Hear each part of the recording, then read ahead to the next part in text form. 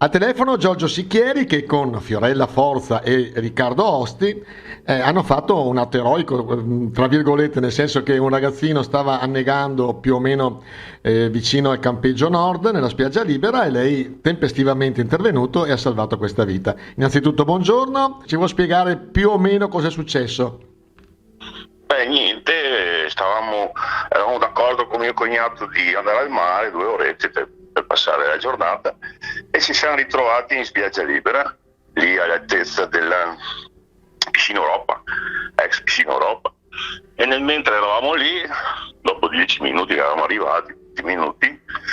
abbiamo visto delle signore, delle mamme agitarsi,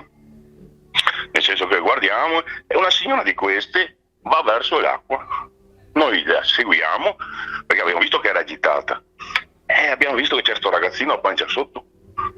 in mare, il che lì io e mio cognato ci siamo lanciati subito in acqua.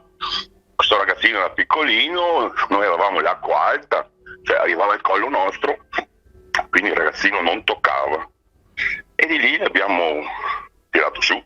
preso, e ha cominciato a piangere, aveva tutta la schiuma alla bocca perché sicuramente aveva bevuto un po' d'acqua, un po' tanta, siamo noi, e l'abbiamo portata a riva.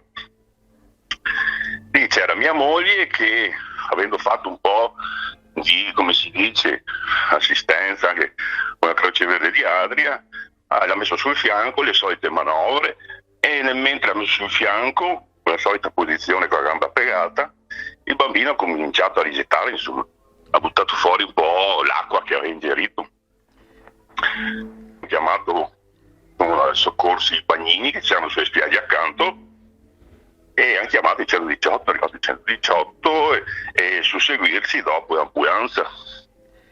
Ecco, innanzitutto complimenti anche per la tempestività e il sangue freddo che ha dimostrato. Volevo chiederle se l'intervento è stato tempestivo per quanto riguarda il 118, visto che c'è questa struttura da anni ormai che... Questa struttura c'era il 118 con il quad che è arrivato